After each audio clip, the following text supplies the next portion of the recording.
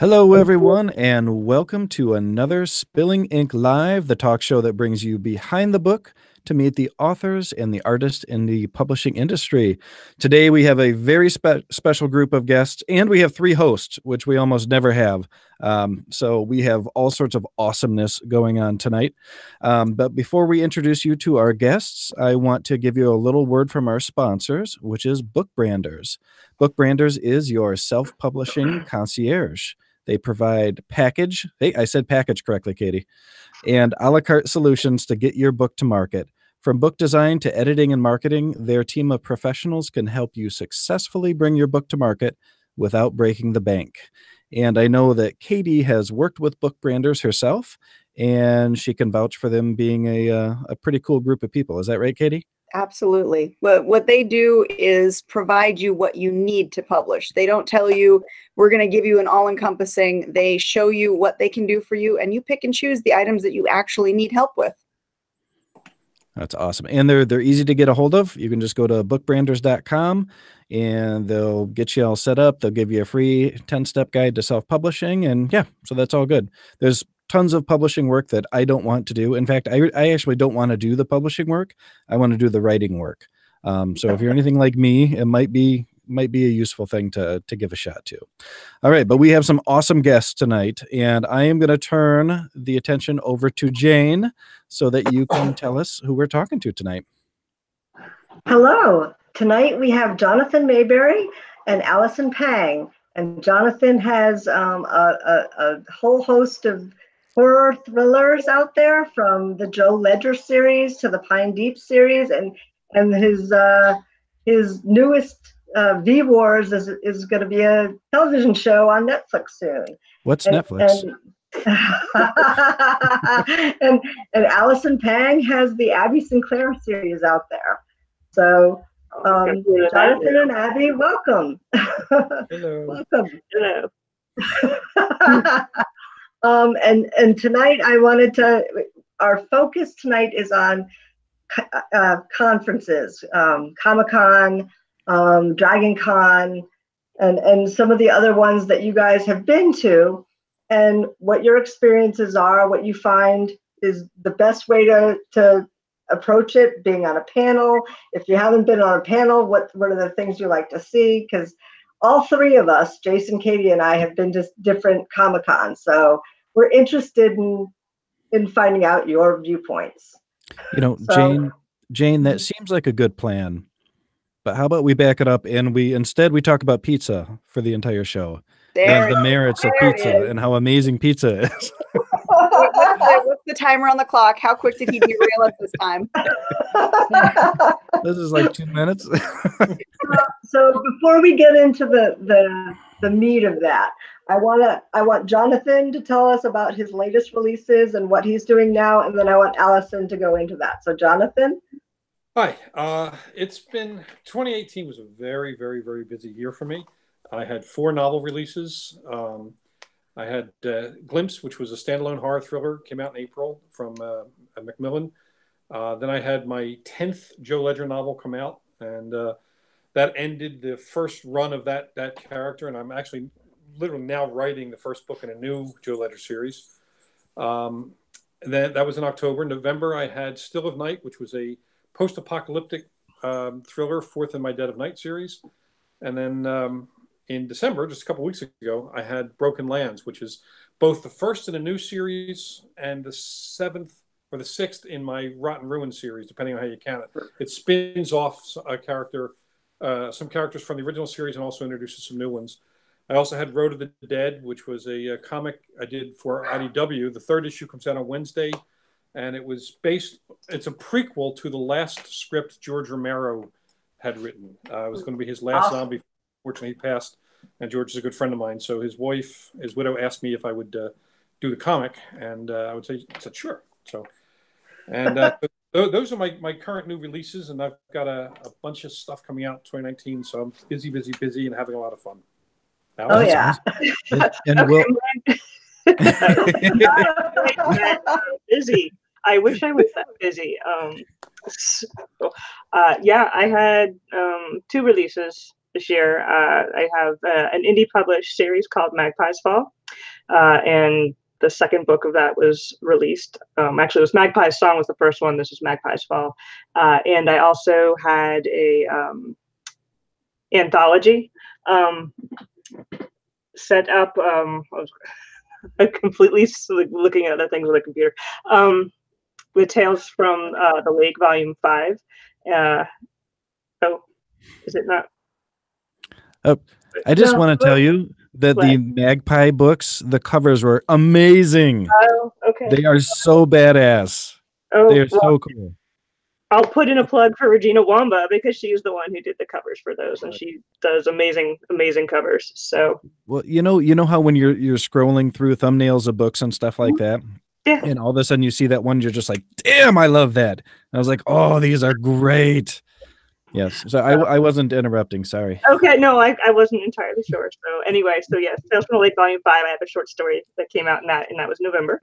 And I also run a webcomic called Fox and Willow. I am the writer for that, and that was just sold to Cheezine. So hopefully in the next year or so, that will also be coming out in some kind of paperback. So Cool. And you wrote a pretty great story for one of my anthologies. I did. That was Out of Tune, right? That was what, 2015? Yeah. I think so. I have to think back. Yes. There you go. That was basically my writing year, which is not quite as awesome as Mr. Mayberry's. It's not a competition. No. No, it's not. No, but yeah, and in saying that, I actually published 19 novels today, all of them New York Times bestsellers. That was just today. Yesterday it was 20. I'm not. I'm not. You know. Well, so I want to, the Netflix original. I'm sure you've talked to death about this, but I'm really curious about it. Can you give us just a little about this or no? Yeah. Here's the thing. It started off as a shared world anthology. Little quick backstory for this. A couple of years ago, back in 2011, I had written a novella for an anthology of G.I. Joe stories. Max Brooks, writer of World War Z, contacted me and said he was editing it for IDW Publishing and would I write a novella for him?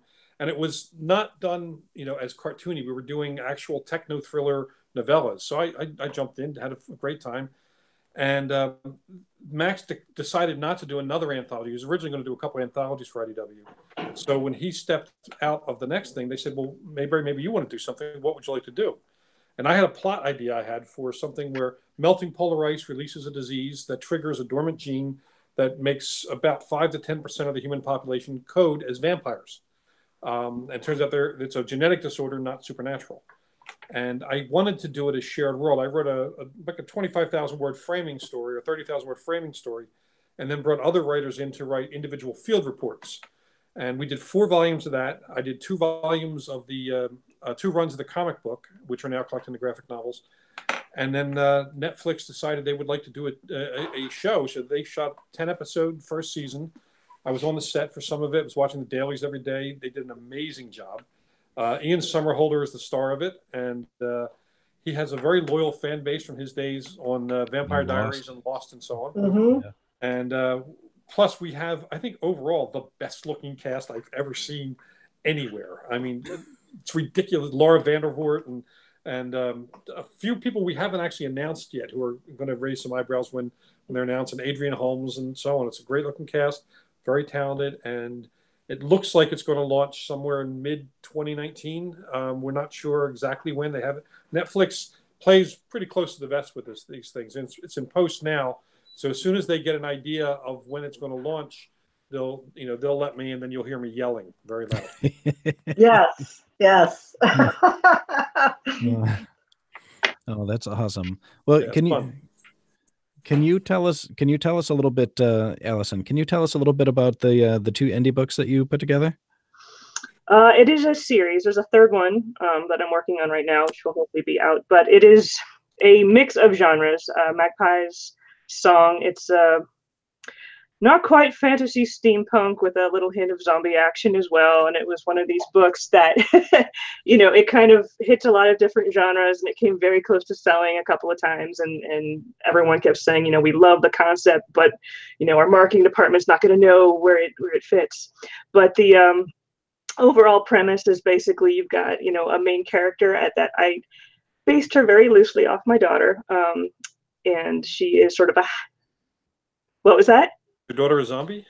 No. Not a zombie. She's actually immune to the plague that causes these zombie things, and I don't know if my daughter is quite immune to things, but I had wanted to write a character that was similar to her. I don't really know how to explain that part of it so much, but I wanted to sort of base something for her. And what we have is like a world where we've got a floating city full of very technologically advanced people, and then you've got like my hands up there, it's way up here.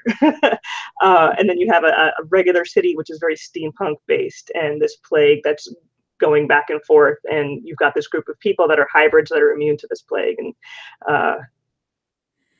basically it's just how she goes about trying to fit into both these worlds and what it means that her particular group is immune. So there's a big mystery. Yeah. You say this just came out? The second book just came out in August, so that was Magpie's Fall, and then Magpie's Flight will hopefully be out sometime in 2019, depending if I can get my editor lined up for it. So now Jane was talking about conventions. Do you go to conventions to promote these books, or what do you do to get the word out there, Allison? Oh, well, I was just at World Fantasy Con, which was in Baltimore this year. I didn't go for any particular panels, but I did go and do some signings and whatnot. You try to talk it up as much as you can, obviously, in those types of things. But no, I'm really bad at marketing, so I'm just going to be right up front and very blunt. Me too. I think that's a running theme for all of the publishing world. We're good at the writing part. The rest of it, we just kind of suck at. Some of us get luckier than others. Yeah, I've tried a number of different things, of course, and I've thrown money at publicists and whatnot, and that's always, probably could have done something else with my money at that point. So, Yeah. I just say $3,000 I could have saved. Oh, ouch. So. Damn. Yeah, my son keeps harassing me about going out to San Diego Comic-Con, and I have to take him before he graduates from college. Because I know he wants to meet you, Jonathan, because you were the one who got him to read. Cool. I got the Rotten Ruin series, and you sent me the signed plates, and the kid devoured them, and that was wonderful. If you bring him out, I will get him a pass. Okay. Well, we're trying to. I'll come out too. Jane has now become Jane's adoptive son. Jane, will you be my mommy? No. You're too much of a problem child. I was like, we'll break you in, Jason, at Phoenix. Yeah, San Diego Comic-Con is very much worth going to. It's one of my favorite events of the year. I've been going to it since we moved to San Diego. We've lived in Del Mar, which is near San Diego. We've lived here. It's our 6th year now. And I've been going to Comic-Con every year, and it is amazing. It's less insane than New York Comic-Con, which I love New York Comic-Con, but it's a smaller venue, whereas San Diego, it gets a spill outside, and San Diego, the weather is never bad here. And so there's events going on all the hotels, and it's like the whole city turns into Comic-Con. It's really a delight. So really recommend it. And San Diego is a very pretty city. I visited it when I was, I had a software company that I was visiting out there. So I loved it when we went. It does not suck. Yes, it does not suck. Well, and some friends of ours from Joe Compton and Josh Pantelleresco have been trying to scheme with us on trying to do a show out at San Diego Comic-Con sometime. And I'm like, man, that'd be amazing, but how in the hell are we going to get into San Diego Comic-Con? Their list is 10 miles long. So that would be amazing to go out there, though. Oh, that would be cool. We can talk. I might be able to help with that. It's on the bucket list for sure. And you can always sleep in the van. That's the plan. I told my son he could be my cameraman. There you go. Perfect. You know, that's what I did at Grand Rapids Comic Con and at the Ace Chicago Comic Con. Is I brought my kids and my wife with me, and my wife was cameraman for a couple days, and one of my oldest was cameraman for a couple days. I'm like, yeah, see, that way we're enjoying the Comic Con and I'm getting work done. I call those working vacations because you have so much fun going to these events, but you are getting a lot of work done at the same time. So it's kind of a perfect balance. Yeah. Yeah, a lot of the conventions, Comic-Con, New York Comic-Con, Dragon Con, a few others, aside from the stuff you're doing with the public panels and signings and all, there's also a lot of stuff goes on behind the scenes. A lot of meetings go on between you and publishers or producers and so on. So you are working, and a lot of it is part of the marketing too, because it's a great degree of visibility.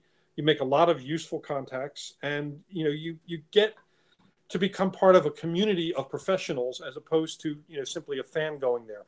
And that kind of deepens your footprint both as an author and as a professional within that community. And there's nothing like being on the ground and being there with real people.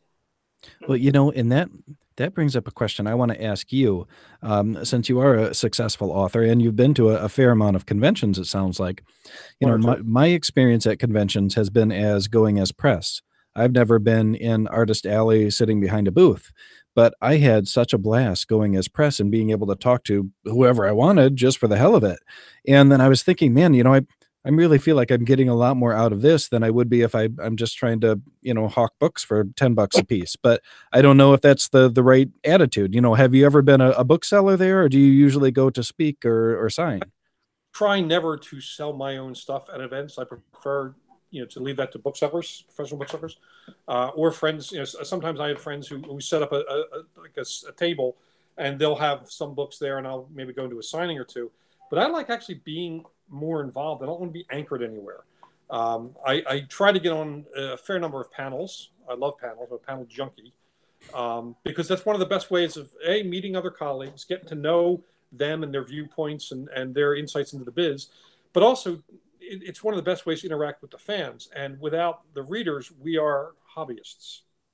So at panels, you get to talk to them. You get to meet them before, during, and after. And also, when you're anchored to a table, you're only going to see the people who come to your table. There's a whole lot more to every one of these conventions. Sometimes I'll just go wander around and see what happens. And often there's a little bit of a serendipity effect where you run into somebody, you start a conversation, and it turns out that person and you could maybe do some business, or they want you for a cover quote, or you want them to be in one of your anthologies. There's a lot that can happen if you keep playing in traffic, but less that can happen if you're sitting on the side. Not that nothing can happen, because I have friends who have a lot of success with what goes on in their around their booths, but I personally like to be involved. I like to be out there playing in traffic. So you like to be more of a dynamic part of the convention rather than a static piece of it. Yeah, and sometimes that means instigating. You go up and I'll shamelessly go up and join a conversation, even if I'm not invited to it. Just hey, I'm Jonathan. Can I crash your conversation? Sometimes that works. Sometimes they give you looks like you're a side dish they hadn't ordered. But Well, if there's any place that's going to work, it's going to be at a comic convention, because right, doing it randomly on the street, not quite as effective. But at Comic Cons, especially if there's a mixer or an event, just starting a conversation, and it doesn't always have to be what we call the badge oriented conversation, where you go up and look at somebody's badge and then decide whether there's somebody you should talk to. Sometimes you just start a conversation with somebody. I do it a lot with cosplayers too. Like last year, I saw this group doing the most phenomenal Black Panther cosplay. And I used to write the Black Panther comic. So, I went over and had a conversation with them. The group had no idea that there was a white guy writing Black Panther in the last 10 years. And I was a white guy writing Black Panther for 2 years. In fact, I wrote the feminist Black Panther because Shuri was the Panther, not T'Challa, during my run. Oh, seriously? Yeah. It was the awesome. So we had that conversation, and suddenly we're all friends, and we're swapping business cards and talking, and I'm getting to know the people inside the costume and getting to know why they chose that costume and how they got involved. It's so much fun to get involved with everyone there. That's cool. Yeah. Now, Allison, what about you? What have your experiences at conventions been like? I haven't been to San Diego. I have been to New York Comic Con several times. I've been on a couple of panels. over the years there. I like the big ones like that. But for me, they can be kind of overwhelming because there is just so much to see and to do. And sometimes when you're going and you're on the panels and you're working, sometimes I would actually prefer just to not be on them, just so I can just kind of go sit and like look at everything that's going around. But for when my original series came out, that had more romance involved with it. So I was pretty heavily into like the RWA and the RT conventions. And those are definitely much different than what you would find at a Comic-Con. They are more professionally based, and the panels tend to be more either writer or, author based panels. World Fantasy Con also is, I would say, is more of a professional con. There's no cosplayers, no one dressing around. Boo. Ooh, I know, right? So sometimes it's more fun. I did go to a smaller convention a few years ago, Nikon, which is, I don't know if... Sounds great. Yeah, I went to that one a couple years ago, and it was very small, but I'll tell you what, it really was one of the best cons I've ever been to. What is it? It's Nikon. It's like New England convention. It's like for horror writers. Oh, sweet. And it's very small, but it's like it's in New England. Why don't I know about that? I go every year, and it was one of the most surreal experiences of my life, and I really want to go back. So I'm hoping to go back either this year or next year. So, where was it held? Is it Providence? I think it's in Providence. Oh, okay, yeah. And that's where I went to Comic-Con in Providence, Rhode Island. That's where my daughter went to school. So, yeah. And a lot of what happens at Nikon stays at Nikon. Stays there, yeah. It's pretty surreal. There were some things that I was just like, wow, I can't believe I just did that. But oh, great.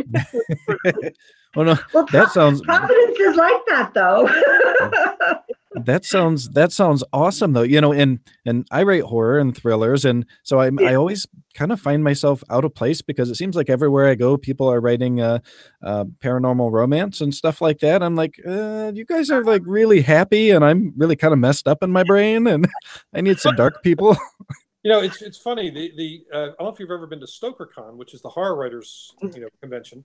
I've found that the horror crowd tends to be the most well balanced because better out than in, and and they understand each other. They really get each other. They're writing horror thrillers, and so on. And it's a really welcoming crowd. And StokerCon's a wonderful event. I'll be actually MC this year, which is it's not going to be as much fun as I thought as it sounds, because the guy who had been MC, Jeff Strand, is a stand-up comic, and I'm not.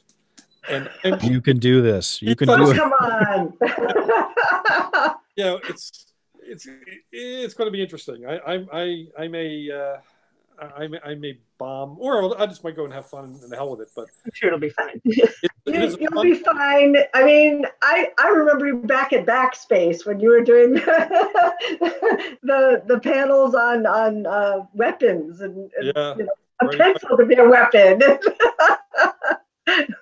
But that's the thing about cons, and there are cons for everything, and there are cons for everyone. You can go to some cons and feel completely like a fish out of water. Like, for example, if I went to RT, I might.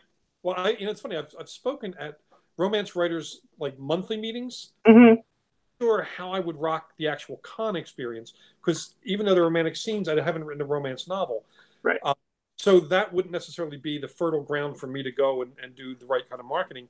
But, BoucherCon or StokerCon, DragonCon, those are closer to my wheelhouse. And you find there are always going to be people who are accepting of you because they're in the same headspace as you. And it's really nice to be around others of your species. Yes. Yeah, that whole "I found my people" thing. That's one of the most common threads that you hear about from pretty much anybody who's gone to a convention. Is the people. They're so different. They're so welcoming. They're so accepting, and it makes you, even if you're an introvert, feel okay with kind of coming out of your shell and talking to other people. Yeah, and panels are good for that too, because you do a panel. There's this feeling when you first do a panel that, oh my God, I'm going to flub it. But here's the thing: is the people who are filling the seats already have accepted you as an expert. Doesn't matter what level of expertise. already accepted you as an expert. So all you need to do is talk about what you do and why it's fun and what you can share. You've already sold the crowd before you've opened your mouth. So it's actually a pretty enriching experience for writers to be able to do panels, because you're not having to sell yourself. It's already been sold, and that makes a much more fun experience. Yeah, I was terrified on my first panel, and it soon became clear that I didn't need to be terrified. You're right, the people were accepting, but it was just like the first time public speaking, and doing this is hard for me anyway, but I do it because it gets me over that hump. But you're right. It's just like, wow, okay, I can speak to these people. Because also they understand what you're saying. Right. I mean, it would be different, like when you're doing a sit and sign in a bookstore and it's people walking in, you have to cold sell to people who've never heard of you. That's tough. But when it's a sci-fi crowd or a fantasy or romance, I mean, we all speak the same language at those gigs. So we're speaking to someone who really gets us and who we get. So it's very comfortable. Yeah, and that makes a big difference for with everything, because you're not trying to tailor everything so that everyone understands.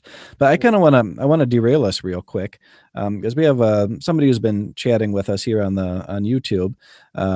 Onyx Pendant says, it's awesome to see something like this. I've been an aspiring writer for a number of years, starting and scrapping hundreds of projects, trying to make something perfect. And Onyx, I know how that feels, but we have some really great writers on tonight. Is there any way we could take a minute or two and just try to give some advice to Onyx here, who's been starting and scrapping projects for years? Sure. Allison, you want to jump in on that? As far as writing and scrapping projects for years, I would just say, I mean, obviously, however long it takes you to write a piece. The one thing that I see with a lot of aspiring authors, when they say, I can write a short story, but I can't write a longer novel. How do I do that? I keep rewriting the same 2 or 3 chapters over and over and over again, trying to make them perfect. And I always try to tell them, I say, you just got to write the bones of the story down, however long it happens to be. And then you can go back and you can edit and fix it up as you need to. Because sometimes, even when I'm writing something and I'm looking at it and it's like, God, this is such a hot mess. This is like the worst thing I've ever written. It's pure garbage. But then you get to the end of it and you're like, okay, so now I can actually go back, and there is actually a gem in here that I can work with. So for people who, if you're constantly writing and rewriting, it is a learning experience, but you just kind of have to get out there and do it, and then go back and rework it as you need to. So, you gotta push through and finish it. Too. Yeah. Everything that you write, whether it becomes a successful piece or not, is training you to write. You're constantly learning how to write by writing. Yeah. So it doesn't matter if every piece gets finished or out the door. It matters that you write with consistency, and also try to, I guess the hardest skill for a writer isn't so much the craft of writing, it's the craft of self-evaluation.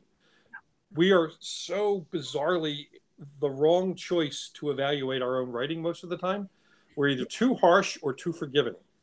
And, that isn't really what we need to be. We just need to write the damn thing, rewrite it, let someone else look at it, get it out the door, go to something else, and not worry about something being perfect, because I have never seen a perfect bit of writing.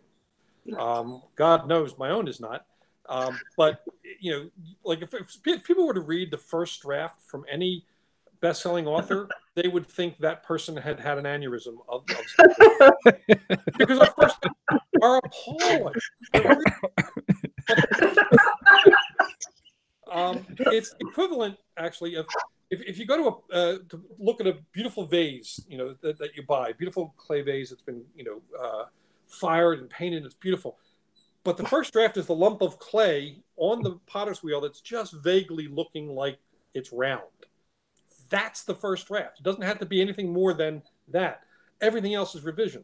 So, my advice to most young writers, most emerging writers, is finish something. Doesn't matter how bad it is.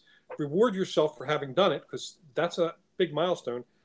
And then take the elements of revision one at a time. Do voice, do figurative language, do paste. You know, take each skill set one at a time and go back and clean it up in as many times, as many passes as it takes. Then get it out the door and then do the next thing. And stop worrying about doing the perfect thing, and don't worry about whether your idea is great or not. You're probably not the best judge of that. That's 100% true. And I think that hopefully what you take from that is that you just got to push through and write the darn story, you know, whether it's short or long, it doesn't matter. You just try to finish it. There's another little short video up on our page, Onyx, if you want to look at it. It's in our 5-minute writing tips. And I'm actually talking about how to start a story. And one method that I use, especially if I'm feeling not especially inspired, is I start with one scene, and that's it. And I just write that scene as well as I possibly can, and kind of flesh out my characters that way, get a feel for the voice of the story, and move on. And if it works, it works. If it doesn't, then it doesn't, you know, but you just get it written. I use the trick of I write the ending first, and then I back up and aim at the ending. Sometimes I have no idea what the story is going to be until I just write the ending, some weird friggin' ending. Back up. I was going to say, yours would be pretty odd starting out that way. Yeah. No, I've done that before too. I think I did that with the last book that, you know, Katie wants to like shoot me for. What's this? When I started doing the endings first, I speeded up. I mean, my first book took me 3.5 years to write. Now I'm writing a book every 3 to 4 months, and a short story in 2 days. So generally, if I write the ending first, I can just back up and aim at that ending without wasting a lot of time writing scenes that don't belong to that ending. If I start at the beginning, I tend to write a lot of stuff that doesn't belong because I'm not really entirely sure what the ending is, even if I've plotted it. Because once you get inside, the book feels different than what the plot looks like. So that's another method. There's a lot of ways of doing it right. So do you plot, or are you more of a pantster, or a combination of both? Plot. Okay. Pantster. Yeah, I'm trying to do both. The only exception is with the webcomic, because I have an artist who has to draw it, and I don't want to sit there and like be, oops, all those 20 pages you just drew, no, we can't use them now. I've decided to change this. So I plot out each chapter. I don't plot out. I know vaguely where we're going to end up. That's usually how it goes. But the new Abby Sinclair book that I'm writing is 100% pantsing. I have no idea where this is going. I am just going. And that's kind of fun too, doing that way. I mean, writing for discovery and finding cool new stuff, and that's what I've always done, and that's what Katie does. And then I told her last month I just recently started using a Scrivener, and because I started using it, I started seeing how easy it would be to actually plot something out and put my scenes where I want them to go. And so now I'm attempting a novel doing it this way, and I'll tell you what, it's 2 months into it, I've already written twice as fast as I ever have before. So I'm not saying that it's that plotting is absolutely the way to go, but it seems to be working right now. Well, there are a lot of ways of doing it right, as I said. But the reason I like plotting, to me, a plot is like a mathematical formula of cause and effect. But just because I've written the plot out does not mean the plot is the only way to tell the story. It's you cannot reasonably expect to have all your best ideas on the day that you write your plot outline.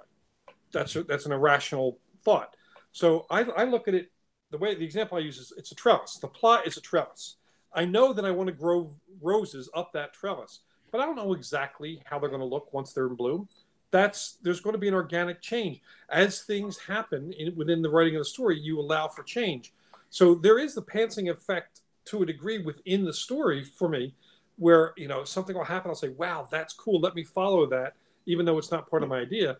But I do like knowing the structure because it gets me to the end of it faster and with fewer things that I later have to cut out. And that's kind of an important thing for me because of the deadlines that I have. I can't have an extra couple of months to go in and rewrite the story. I have to get something that at the end of it that's essentially the shape I need it to be. But everyone has a different method. I mean, there are no wrong ways to do it except the way that doesn't get it done. Yeah, it's the best advice right there. do it whatever way works for you. Yep. For me, I don't do the plotting thing. I find if I plot, I end up backing myself into a corner. So I adopted the to-do list method, and I just write a little to-do list of what I need the characters to do to get to the end of the story, and I just check it off as I go. Cool. Yeah, I do a rough outline as well, and although sometimes the characters divert from it, and I just go where they want me to go. So. And to Allison's point about comics, when I write comics, I have to turn in an outline. I have to tell the entire story and the beats for where they're going to fall on the page. So I have no choice but to do outlines for that stuff. And I'm back to writing comics after a 2-year break, and the artist needs to be able to start planning what he's going to do, because often there's research. Like if I'm going to set a lot of the comic in Manhattan, the artist is going to have to start looking for parts of Manhattan to draw that work with his or her art style, etc.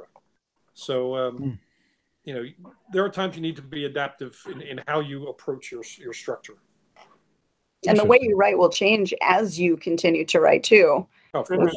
You start off writing one way and you find that new methods work for you, or they work better for, like you said, different mediums require different ways of writing. So as long as you're flexible with it, you can continue to adapt your style as you write that next book. Yeah, I'm not the same writer I'm writing my 35th novel. I'm not the same writer now as I was when I wrote my first. That guy knew less about writing than I do. But at the same time, he had different things that interested him. So he wrote the book that was the most entertaining for him. I'm a different guy. So I'm writing the books most entertaining for me. And I imagine that's true for all of us. We evolve. Now, is that something that you just brought up a good point. So do you write to market, or do you write what you want to read? Do you write what you love? Who's the question for? It's for you, Jonathan.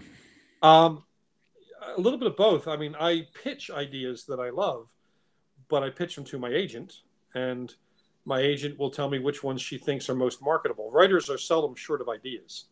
So if I have 2 or 3 book ideas, and I'll say, well, I'd like these ideas, which one's going to sell? The agent will usually, either she knows offhand, or she'll do some research. Maybe she'll talk to my editor if it's for a particular house, and then I write the book that's going to sell best. At the same time, there are projects that I really, really want to do, and I kind of try to shoehorn those into the arrangements I have with my agent. And sometimes I win, and she'll say, okay, let me pitch it. And sometimes I won't, because she says that will never sell for enough money. So I don't want to do that. And I do this for a living. So I kind of have to be smart. Like if I made, bell-bottom pants, I could love bell-bottom pants. I could really do them great, but they're not selling right now. So Right. I'd buy them from you, buddy. You would have other people, and then I would have to start robbing liquor stores to pay the bills. Sorry about that. Allison, what about you? From what you said about your current projects, it sounds like you write more from the heart and less based. Yeah, I would probably do better if I actually just picked a genre and stuck with it. Even the series, the Abby Sinclair series, which Simon and Schuster did put those out, but that kind of metamorphosed. I wrote it at the time, the original series, as sort of a paranormal romance, and then when it got picked up, they're like, we really want to make this more urban fantasy, so we need to they made me tweak a lot of it to fit the market at that point. So even though I had already written one and a half of the books, when I sold, the second and third book had to be completely, recategorized based off of what my editor had wanted. With this indie series, it's kind of nice just being able to just, you know what, I can put whatever I want right smack in the middle of it, and I don't care. It doesn't matter. But I'm actually writing another book as well for my agent, which should hopefully fit in a narrow, like a box, a fantasy box. So they can say, here's this new fantasy. So, you know where to put it. But I don't know. I don't fit in boxes very well. None of my writing fits very well. So I have a very hard time when they say it must be like this. I'm like, but I say I write paranormal suspense. Everything else, every other genre can fit into there, but paranormal suspense. Because my stuff doesn't have happy for now. Thriller. I just throw the word thriller at the end of everything, and then they seem to think, well, that's okay. It's a horror thriller. It's a suspense thriller. It's a this. I just put the word, if I wrote a pokey little puppy novel,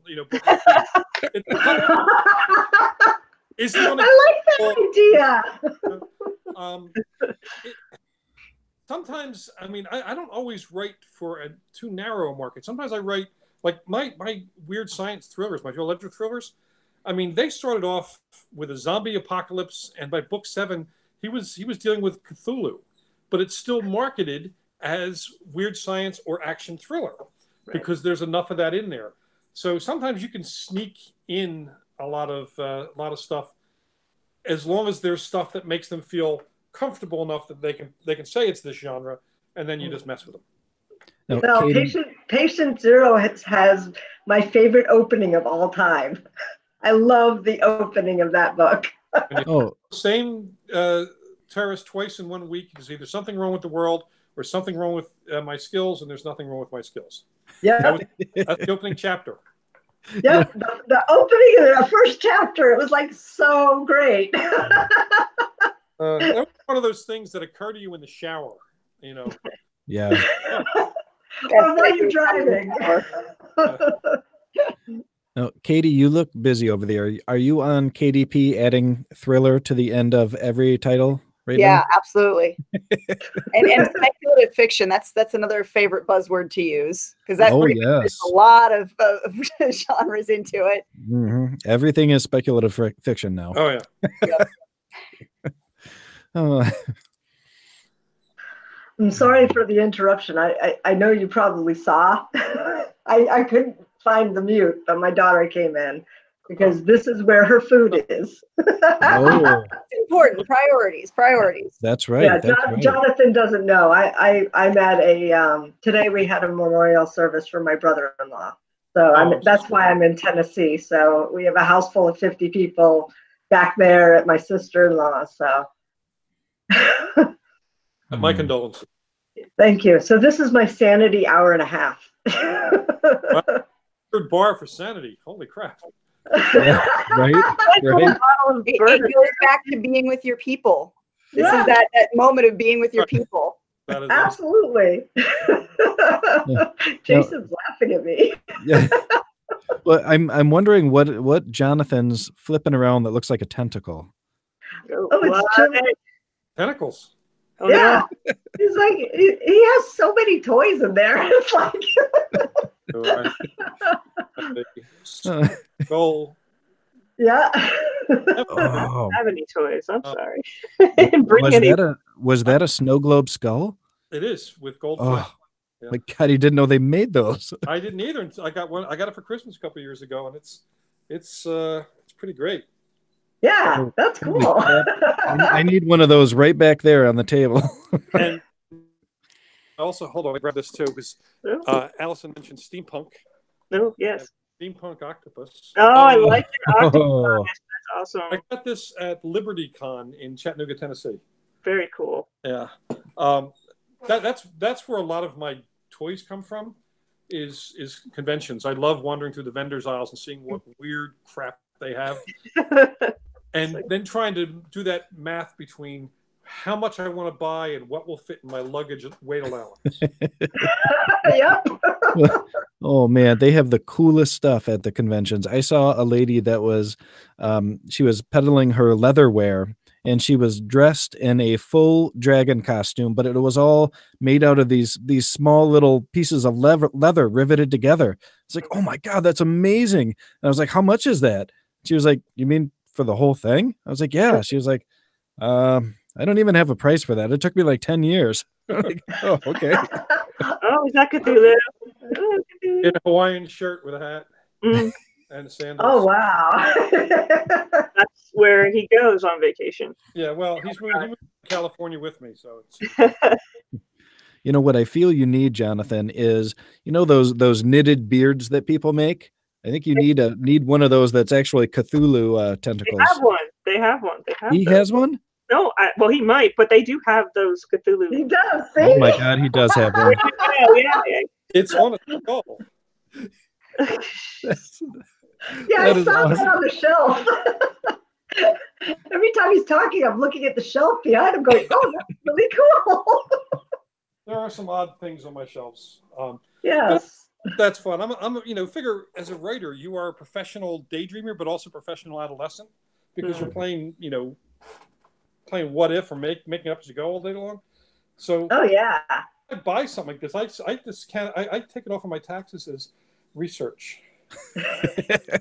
Of course it is. Yeah, it's research. It's Anyway, all of those things. so much for the sober weight and dignity of being a writer. Oh, come on. It's fun. It's fun making up shit. I don't get to do that in my day job.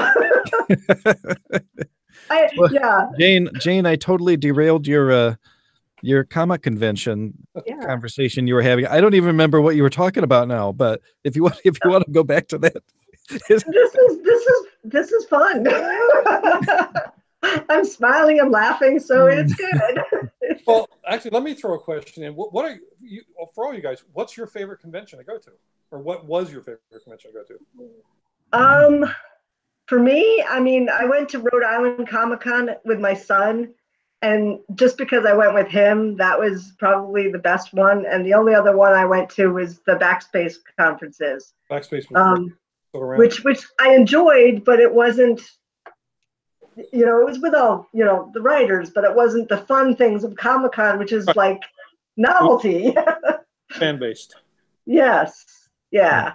So I haven't ventured out of the Midwest, but I had a lot of fun at Chicago and Grand Rapids. They were super cool. At Grand Rapids, I was actually able to book a lot more authors to sit down and talk to. So I had a good time with that. But I'm going to be going to Paracon, which is Paranormal Con, up in the Upper Peninsula later this year, which is supposed to be just a blast.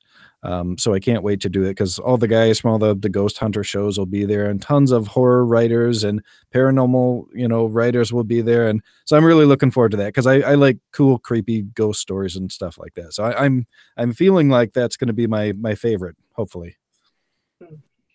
Allison? Oh, my. From just a personal non-writer person, I go to a lot of anime conventions. Oh, cool. So that's a completely different group of fans and a whole nother structure.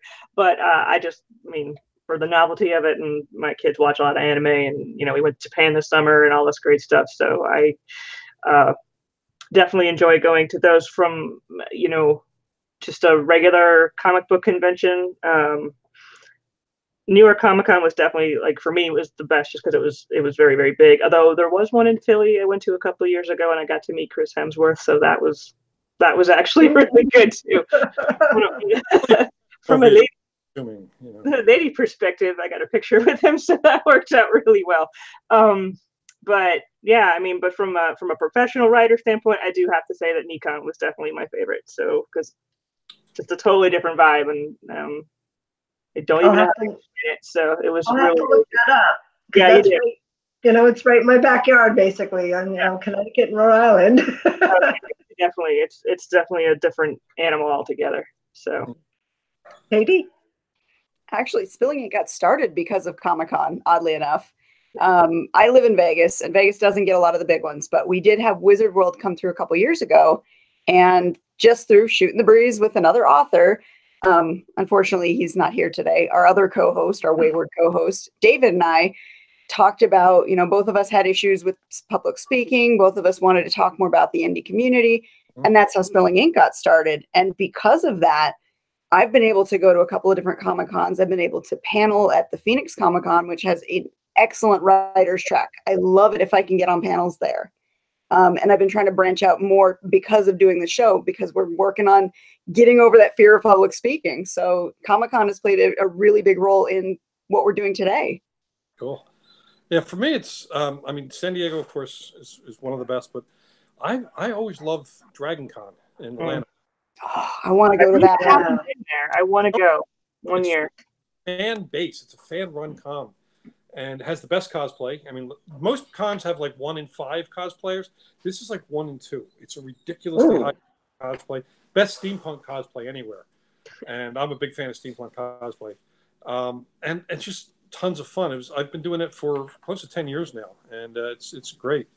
But also some of the regional cons, the smaller ones, are a lot of fun. My first one was Philadelphia PhilCon, and Balticon was great. I like some of the smaller ones.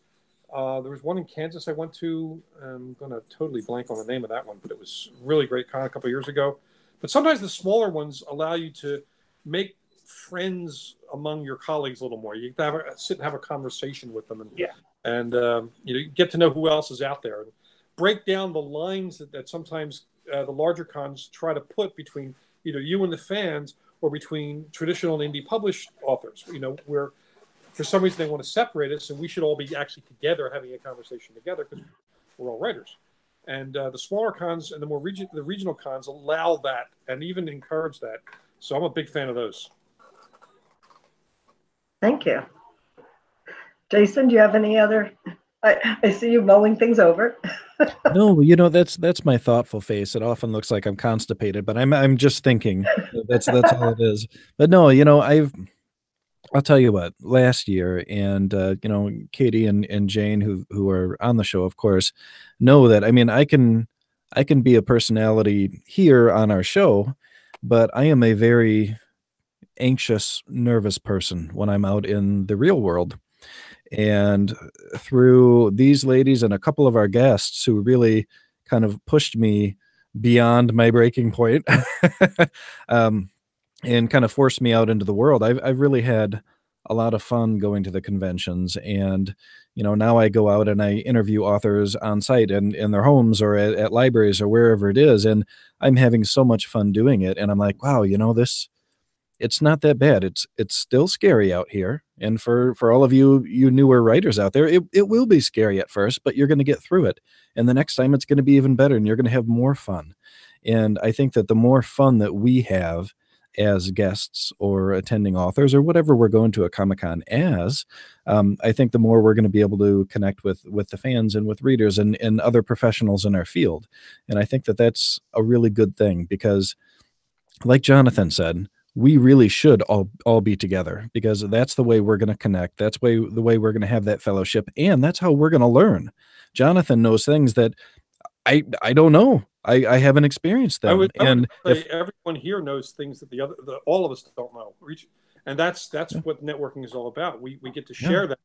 And as a result, we all get to move forward more. So good point.